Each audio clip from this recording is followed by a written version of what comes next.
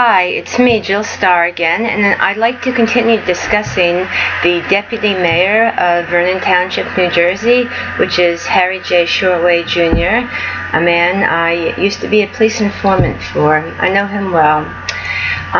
This evening, I would like to discuss exactly the manner in which I, Jill Louise Starr, in the back detective office of the West Milford Police Department, I witnessed Harry J. Shortway, who was the detective of West Milford Township at that time, back in, I think, 1990 or 91, forced a minor child who was must have been about 15 or 16 into an illegal drug confession regarding LSD right in front of me to brag about it. Currently, Harry J. Shortway is no longer a detective in West Milford. He is now the elected mayor of Vernon Township, New Jersey. Deputy mayor, and he is running to be mayor.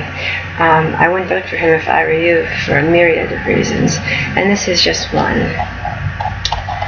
I was in Harry J. Shortway's back detective office, as I'm shamed by, but I have to confess, I was a police informant at one time in my early 20s. I was about 22, 23, and I was going to be a police officer. I thought police officers were all good, and I was very naive.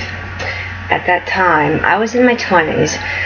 Harry Shortway had hauled me into the West Milford police station for a bad check I was not even I'd written a few weeks prior. Some time had passed since that initial meeting with Shortway and his detective bureau team, which was the reason I initially came in contact with him. Anyway, I was waiting to speak with Harry about a drug deal he wanted to make, a new drug collar he wanted me to help him acquire in his back detective office. I even remember his back private detective line. It was 973-728. 973-728-1088. That's 1088. I'll never forget it. I was waiting in the back office, and Harry came in bragging to me that he was going to force a minor child that was downstairs where the jail was in the basement of the building into an illegal drug confession about LSD. Harry Shortway told me that he picked up this minor child for what he claimed was, as quote, selling LSD. Shortway said he found the kid had a Marlboro pack of cigarettes, and in that Marlboro pack, he had like little, what looked like blood or acid. Harry Shortway said that he ran a drug test on that LSD or whatever it was, and it came back negative. Harry confided in me at that time that although he tested that material the child had in his possession in his cigarette pack for LSD chemically doing the police test, it showed negative. He was going to go downstairs and tell the child that it was a positive test, which was a lie, and that he would get the child to confess, and that watch him in action.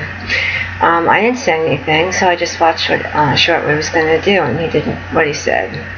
I waited upstairs, and he lied to the child, telling him the chemical test proved positive, and he got an illegal confession on this poor 16 and 15-year-old child. I never saw this child, but I felt terrible about it, and I wanted to do something about it, but I didn't know what, or at the time I could do myself. Harry Shortway wanted a new drug collar. He forced this unfortunate minor child into a full drug illegal confession using illegal methods, and bragged to me thereafter having done this vile act that I witnessed. Now it's been over 2 decades later, and I often wonder if this child has ever had a chance to expunge his record, where he is today. It was a terrible incident, and I personally regret it. If Harry obviously doesn't. I will just say that it is definitely time for the International Criminal Court for the former Yugoslavia, ICT prosecutor Serge Bromwitz and the others to start facing reality.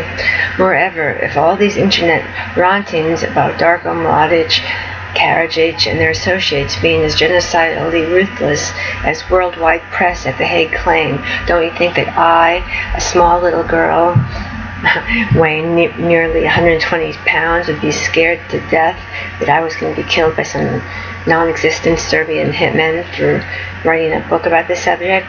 I read all over the BBC News, oh my gosh, if you even talk about Ratko Mladic, you're going to get a bullet through the head. It's ridiculous. I certainly am not scared, and these men are certainly not the actors and the war criminals that the international community and Richard Holbrooke were portraying them to be. I can assure you that. I personally hear more violence. I'm a sociologist, and I hear more violence at the local bar. I see people getting beat up every night, or I used to before I was a pain patient. Now I cannot drink. I used to watch people get knocked out every night down there. When people are violent, they talk violent, they act violent, they curse.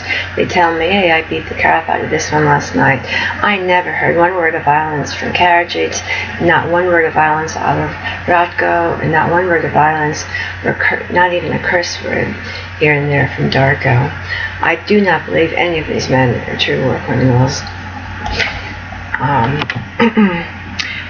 And I will also say times are tough when I, Jill Starr, as a United States citizen, needed to at one time seek police protection as an American citizen from the corruption and danger I was facing from Harry J. Shortway, who wanted to set me up to be killed, from Darko Trifunovic, who assured me that he would keep me on the Serbian and the former Yugoslavian satellite, and he'd keep an eye on me.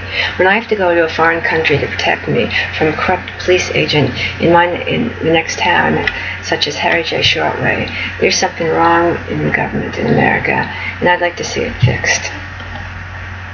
End of subject. And I strongly suggest all the news media read what I have to say on my blogs. Thank you very much, and have a good evening.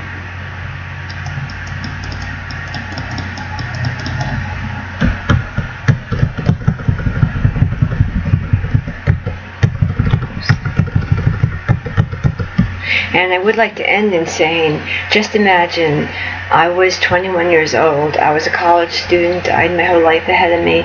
Imagine this could be your daughter. Harry Shortway could still be doing this today, and he probably is. I read there was money missing up in the Vernon Township municipality, and there was some investigation regarding Shortway and some real estate deals that were allegedly illegal. He is currently being investigated on. I can tell you, I've seen him steal from the petty cash in the back office in West Milford, and there's no doubt in my mind that he was probably involved in the Sussex problems and the missing money there too. I assure you he won't talk to any press, but I certainly will. If anyone has any questions, you can come to me at any time, 973-513-5699, and make an appointment. Thank you, and have a good evening.